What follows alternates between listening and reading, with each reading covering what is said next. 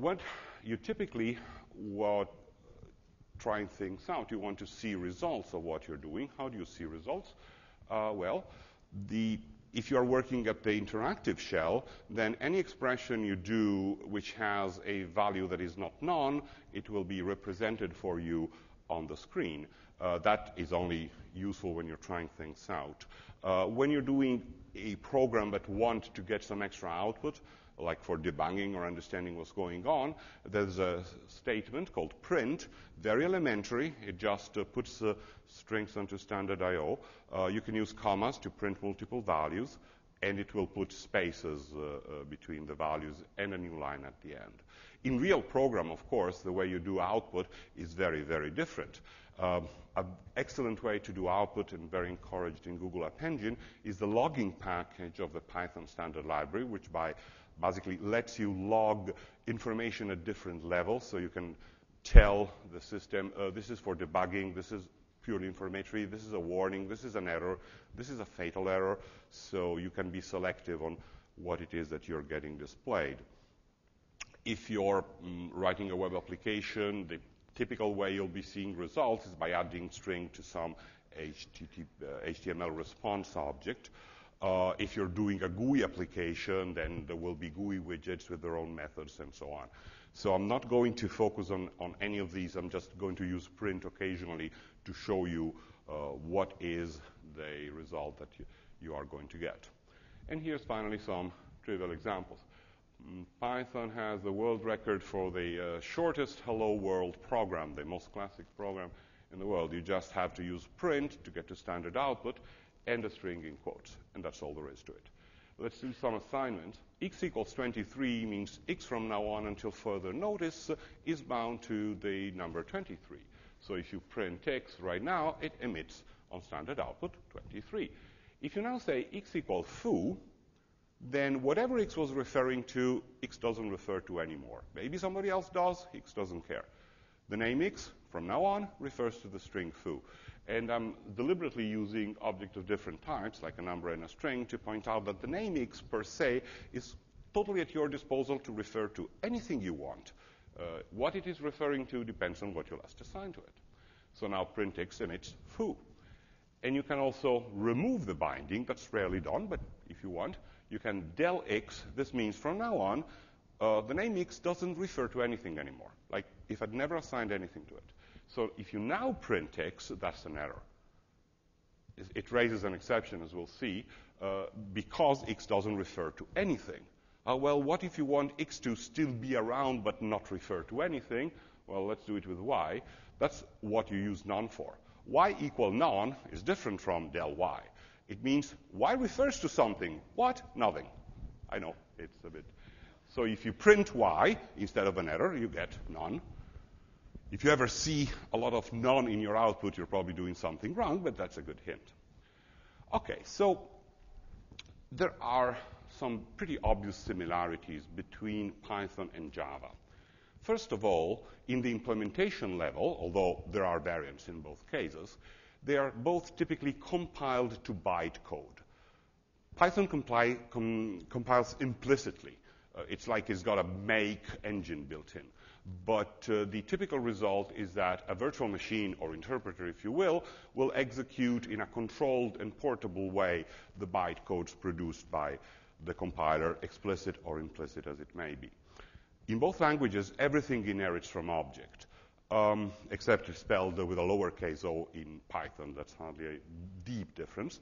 In Python, everything is a first-class object. So in Java, a method or a class per se does not constitute an object. In Python, it does. There is nothing that is just a compile-time construct and doesn't have an object corresponding to it. Same for numbers and so on. Commonality, a very deep, important, absolutely crucial commonality between Java and Python. They both have uniform object reference semantics. In other languages, such as C++ or C, when you say A equals B, this means a lot of bits from B are going to be copied over into A. There's a copy implied. In Java or Python, when you write A equal B, it means from now on, A refers to exactly the same object as B referred to at that time.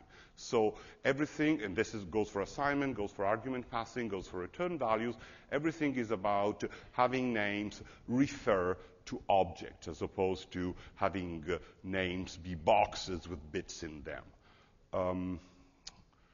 Both languages have garbage collection.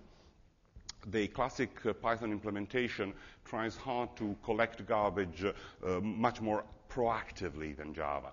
It doesn't wait to collect garbage until there's a lot of garbage around. It tries to collect garbage as soon as it possibly can, basically to save runtime memory from going waste. Other implementations of Python, however, don't do that. A lot of what is in common between Java and Python are stuff outside the language proper. That's why I call them marginalia, but very important to your everyday use. Both have huge standard libraries, both have enormous amounts of third-party packages and tools available, both let you do introspection, serialization, threading, all as part of the standard libraries. So if you're coming from Java, you'll have to learn all the different ways you can do those things in C Python, but the fact that you can do them is very much in common. Now, if you're coming from C++ instead, what's similar? Well, they're both multi-paradigm. Java basically tries to force you into object-oriented programming. Python and C++ are happy if you do OP, but if you want to do procedural programming or generic programming or a little bit of functional programming, they'll happily adjust to that. Both languages have multiple inheritance, so you don't have to force everything into a single tree. You can use any directed acyclic graph with caution in both languages. You can do operator overloading. The one thing that many C++ programmers would think they can do, because they can do in C++ and they cannot do in Python, is to overload the assignment. In Python, assignment has exactly the Java semantics always. It's always an object reference. There is no way for you to redefine what assignment means. Assignment is not an operator in Python. Everything else that you can do in C++ and a lot more of operators that are not operators in C++ you can redefine in Python. If you're very used to doing generic programming in C++, you know what signature-based polymorphism is. In C++, it's also spelled templates. Basically, in Python, everything you're writing is always a template, implicitly, without any effort on your part. Very nice syntax. So if you think in terms of signatures, Python supports signatures implicitly. Similarity, the marginal similarity between C++ and Python is that both offer abundant choices, maybe even too many, for just about everything that's not an absolutely core issue. What GUI do you want to use? Basically, any. Web, other networking, databases, inter-program communication, distributed processing. The languages don't come with a pre-bound solution. You have to choose. There's a huge possibility of choices, but sometimes it can be paralyzing to have too many choices. Now, some people get surprised when I point out that Python is the one language that is most close to C. Of course, the syntax is different, but we know syntax is only skin deep. What is similar? It's the spirit of the language. And we can tell, because the spirit of C is officially acknowledged as a part of the C standard. It's in the rationale of the ISO C standard. And the spirit of C consists of 5 principles. Trust the programmer. That's the point 1 of the spirit of C. Don't try to second-guess the programmer, trust him. C does that. Python does that. C++ and Java do not. They try to make sure the programmer doesn't get out of the sandbox, private, protected, and things. Don't stop the programmer from doing what needs to be done. That's basically a follow-on from point 1. Keep the language small and simple. Don't add keywords that are only needed because you don't trust the programmers, like private. Provide only one way to do an operation.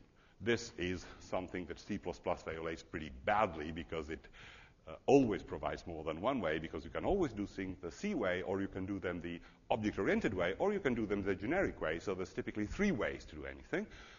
In C, philosophically, in Python, philosophically, there should be only one way. And then the one bit where Python doesn't really match C, the 5th most important principle of C is be fast. Python cares more about programmer productivity than row speed. So it's only about 50% there. It's got some very fast way to do things, but it always privileges programmer productivity instead. While C has its own spirit encoded in the standard, Python doesn't have an official standard, but if you type import this at any interactive Python prompt, you'll get the equivalent, the Zen of Python. And this is the one principle, this is the way, for example, in which Python expresses the only one way to perform an operation. It's a bit more verbose. There should be one, and preferably only one way to do it. So it's more clear in the Python formulation that this is an objective, a target, a stretch goal. It's not something we can actually do. Nobody's going to stop you from saying 2 plus 3 or 3 plus 2, which are 2 ways to perform the same operation in a trivial sense. It would make the language more complicated to try and forbid it. So now that we've seen similarities of Python to some languages you might be familiar with, let's see, so what's different? If this is in common, this is in common, this is in common, what is not in common with any of them? Well, there's 2 points. First of all, Python has very spare syntax, no ornamentation. It applies Tufte's principle, no wasted pixels. If you don't know who Edward Tufte is, I suggest you should buy his masterpiece. He's got several books out, but The Visual Display of Quantitative Information is an immortal masterpiece. It's a book of how do we display information graphically. And the core principle is every pixel is precious. Don't put a pixel there unless it communicates information. So, for example, why does Python respect Tufte's principle? Well, you don't put braces or begin and end keywords around a block. You just indent it. Don't waste any pixel. You don't put parentheses around a condition in an if or while. Why should you? You just write it with like if space condition colon. That's it. No parentheses, no wasted pixels. In general, Python doesn't like punctuation. It uses very spare punctuation and prefers to go for keywords instead. And then there's the semantics. Of course, syntax is what strikes you first, but deep down, the semantics are much more important. Python typing is strong but dynamic. That is, it's stronger than C, for example. You cannot say, take these bits which used to be this type and make believe they're this other type instead, with a cast. You cannot do that. An object has integrity. It's very strong typing. About as strong as Java, I would say, or a bit more. But names have no types. A name is a name is a name. The object has a type, and the name refers to the object. So at any given time, the name will be referring to something with a type, but will not have any type itself. And this is also known as duck typing. That is, if it walks like a duck and quacks like a duck, it's a duck. That is not necessarily the case. A few years ago, a species that had been identified as a duck in time immemorial was actually revealed by DNA analysis to be a goose. A goose that had evolved to basically live in exactly the same ecological niches as ducks have in other places. I'm told it even tasted like duck if you cooked it. So it's not necessarily true that it is a duck, but it's very true that you could treat it as a duck for just about every purpose in your life. There's no declarations. Declarations are great for lovers. I want to make a love declaration to my wife. But in life, what you want is action. Not empty words, not declarations. You want statements, actions. And that's what Python gives you. Everything is a statement. Everything is a first-class object. No need to distinguish, is a function an object, is a class an object? Yes, a module is an object, a package is an object, everything is an object. The focus in Python is always on the very high level, on the programmer productivity. How does the programmer think about his problem? We do try to support bit twiddling at lower levels, but that's a second-order priority, while in C in particular, it's very much the top priority to support the way the machine works. So about duck typing again, this is an alternative interpretation of the expression duck typing, which would be connected with not having to do the typing yourself, but training a duck to do it for you. I think it would take quite a while to train the duck, but if you can make it, that should certainly improve your productivity. Back to technical issues. Flow control. There's basically 4 flow control statements. If, while, for, and with. You're probably familiar with if and while, and this for is more equivalent to the for each of Java. But what you should notice is that instead of going else if, there's an elif, collapsed elif that you can have in an if, and the optional else. Loops, beside the break and continue, just like in C and so on, also have an optional else. That's somewhat unusual in programming languages. The point is the else branch gets executed if the while loop terminates naturally, not by a break. That is very handy sometimes. And the for has exactly the same features. Now, with is a relatively new statement, so if you want to use it in 2.5, you will require an import from the future. That's how we express changes in Python that are not 100% backwards compatible. We require the programmer to import them from the future. That's because with has become a keyword with this feature. We'll deal with that when we treat exception, but it's a very important new control statement. So then we have data. We have simple types and container types that are built in. Simple types are all immutable. That is, the number 23 is the number 23 is the number 23, and it will never be any other number. The name that you're using at some point to refer to 23, you can use later to refer to 24. That doesn't mean you've changed the number. The mathematicians would never approve.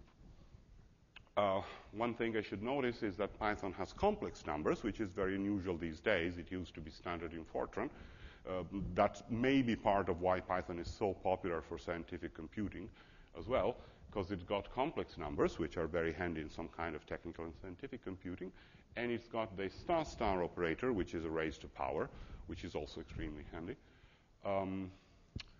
And then strings, unfortunately, 2 kinds, plain and Unicode. I say unfortunately because, well, it's better than only having the plain strings like Ruby, but it's definitely inferior to only having the Unicode strings like Java.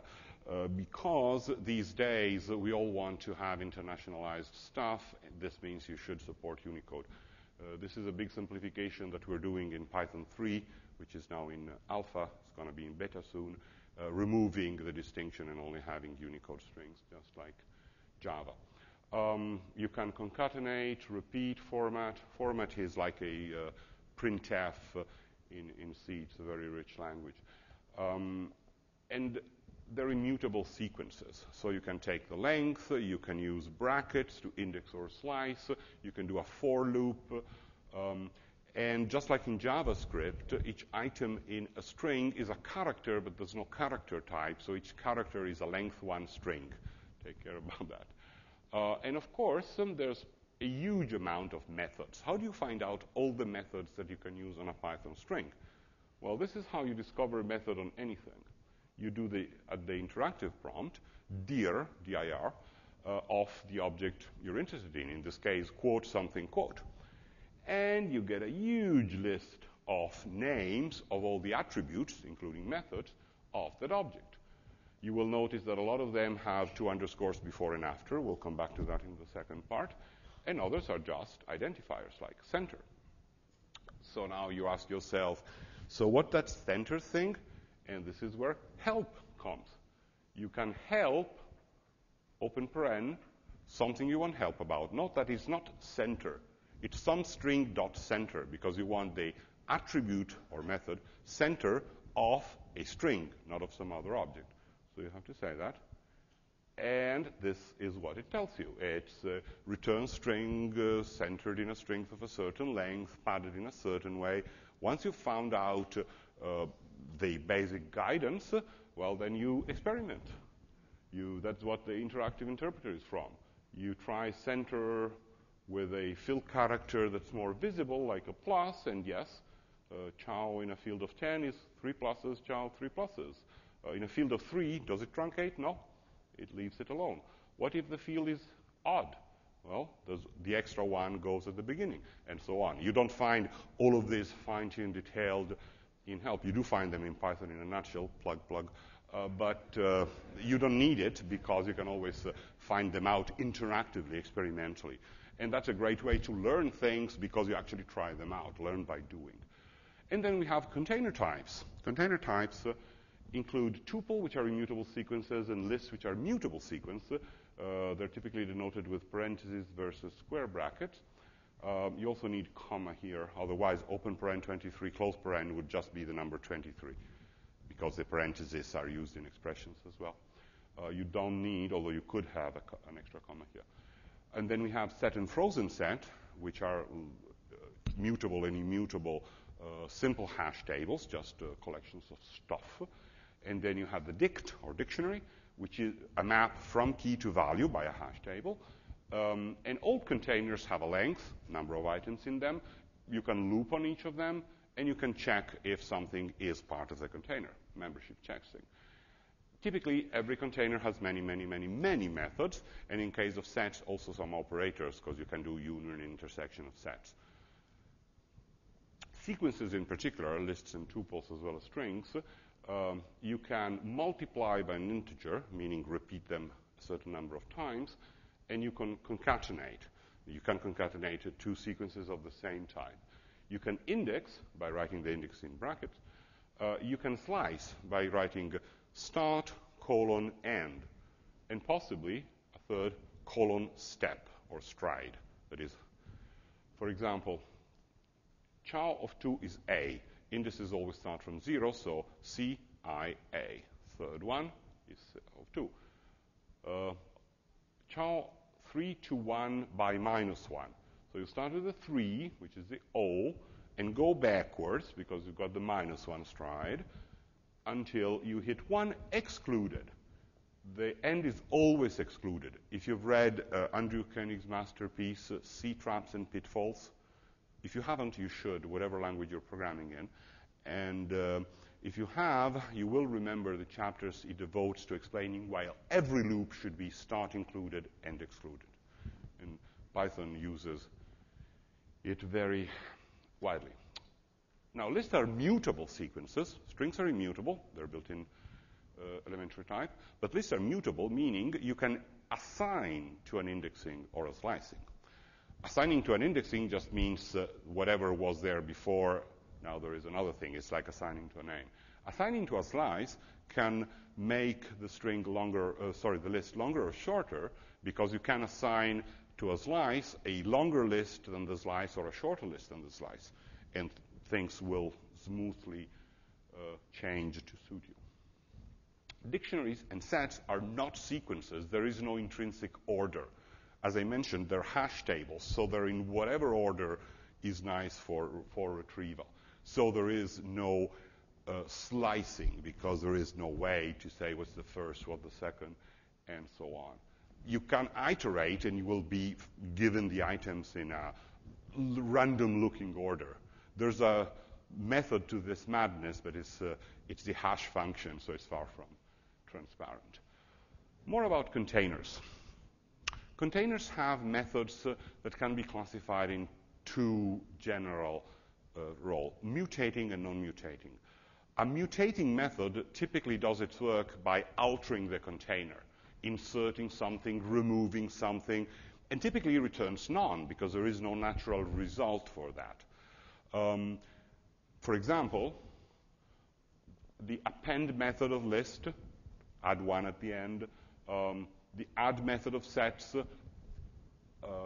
one more item. The update method of dictionary, merge another dictionary into this one.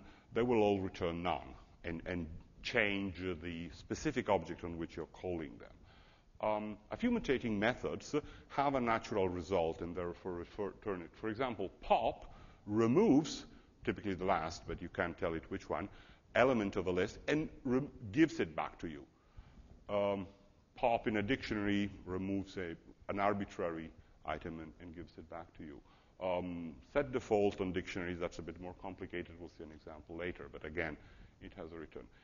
And then there's no mutating methods that necessarily return a result because they don't do any changes.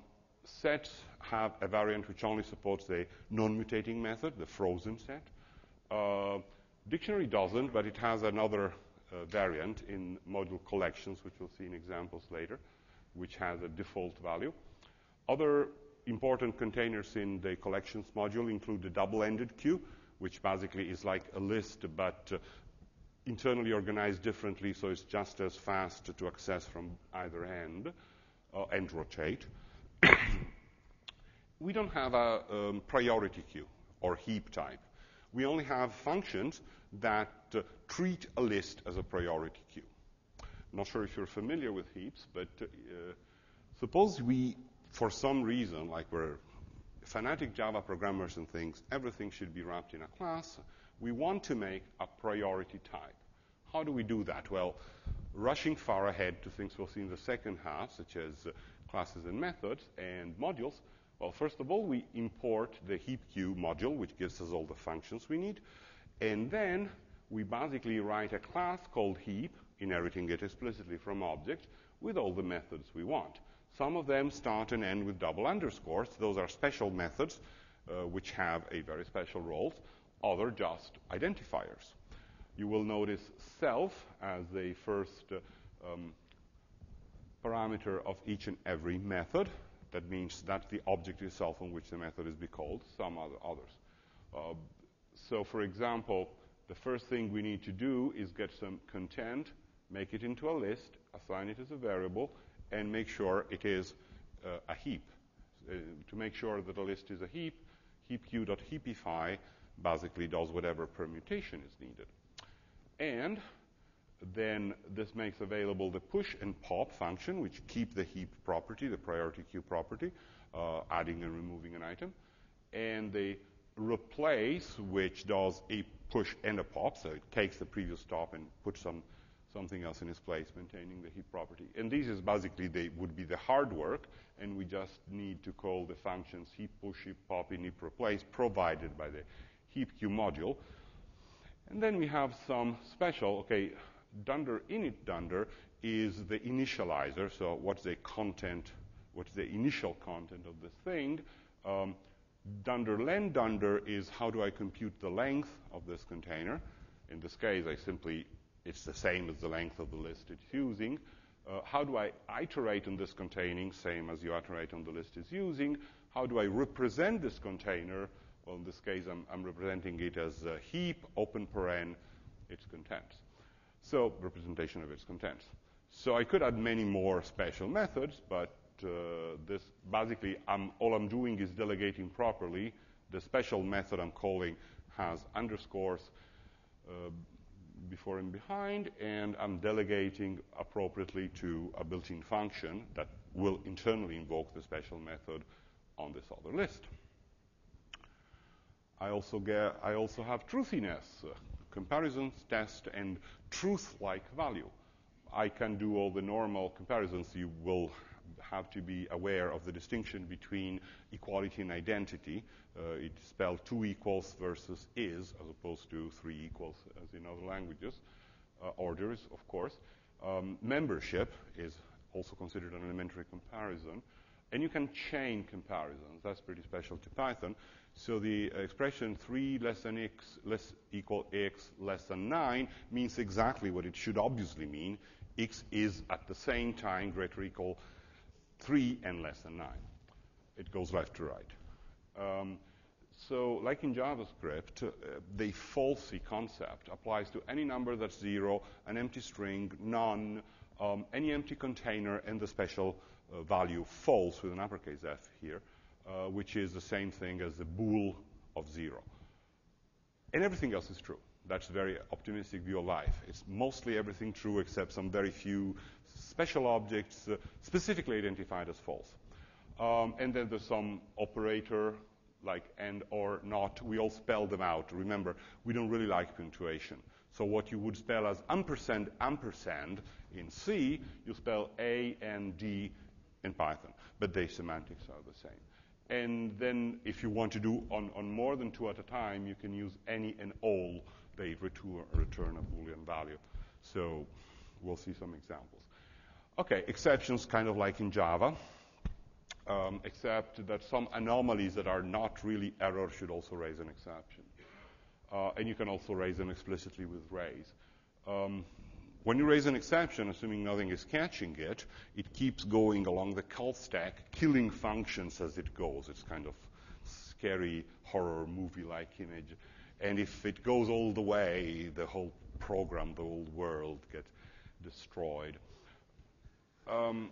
Try except, as opposed to try catch as in other languages, is how you make sure that anything happening, any exception raised in the try clause is handled in the proper way. Try finally is exactly like in Java. That is, whatever exception or non-exception is happening in the try, make sure that at the very end you do this and that. And then we have the new with statement. I'm particularly fond of it. It implements an idiom which is very familiar to C++ programmers. Resource acquisition is initialization, which is, I misspelled here, it's R-A-I-I, anyway, or as initialization instead of is works just as well and saves me from admitting to a misspelling. So since it makes with, W-I-T-H, into a keyword, to make sure we don't break compatibility with the past, it's only enabled if at the very top of the module you start with from future import with statement. And future has underscores below, before and after, just to make sure it's obviously a very special case. So if you do that, you can make sure that something is initialized at the start of a block and properly finalized when that block's exit, no matter how it exits. It's syntactically very elegant, but semantically just like a try finally. The nice thing is that the finalizer is something that you can code once and for all. In C++, you do it as a destructor. In Python, we want to distinguish 2 cases, or let it distinguish 2 cases. Is the object being finalized after a normal termination, or is it being finalized after an exception propagates? C++ doesn't let you distinguish. A destructor is a destructor is a destructor. You have to resort to horrid tricks, but it's obvious that you do want to distinguish. Consider a transaction in a database. Well, you want to know whether the transaction is done correctly or incorrectly, because in one case you do end work and commit, and in the other one you want to roll back, okay? You can't do that with array in C++, but you can in Python, because the exit special method gets told whether an exception has occurred. So let me give some examples. This is the most simple one. With open some file as f, use f as you will. In this case, I'm looping over the file, so I'm getting a line at a time and printing the 3rd character, actually the 4th one. Suppose this either ends normally because the file is done, or it raises an exception because there's a line that's too short. So a line of 3 is out of bounds indexing. No matter what, f gets closed at the end of this block. Similarly, say you have a lock somewhere in a threading system. With the lock do something means the lock gets acquired before the critical section is entered and will always get released as soon as this is done, no matter whether it's smooth or not. And this is one, the context lib is a method that is a module from the standard library that gives you all kind of tools to do these kind of things. But it's basically closing is make sure that the close is called at the end of block. So you do a connection to a database and open a cursor and make sure the cursor is closed and the database connection is closed. So one peculiarity of Python is we love to have a simple statement, a higher-level statement, explained in terms of lower-level ones. So this is what for means. It means make an iterator and loop calling the next method of the iterator until a stop iteration exception, in this case, terminate. We also have syntax to use this as expression, as a simple expression like that, a certain expression for everything in a certain iterable with optional clauses, or if you use brackets, then you make a list out of it, and it's called a list comprehension. And let me give some example of using general expressions with accumulators, that is, function that can take any number of items and basically process them all in two. One of the simplest is sum. Give sum any collection of numbers, it will just sum them all and return the sum.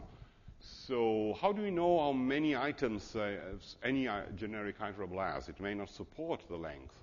Well, we sum 1 for everything in the item. So we basically count. That's as simple as that. And then we can call it on a generic expression. See? Every x in the range from 0 included to 99 excluded, which modulo 5 equals itself modulo 7. Very simple. Other accumulators. Any. I mentioned it before. Is any x greater than 5 among the x in x's? See how natural this is. Are all x greater than y greater than z for x, y, z in zip is for parallel iteration along containers. It actually makes a list. So you can use standard library model ITIL tools, which gives you an iterator zip, izip. And in this case, it's basically the same context. Other example, max. What's the highest index at which there is a positive number? Enumerate, given a sequence, gives you the index item, index item, index item. So you loop on index and item and take the highest I for which x is greater than 0.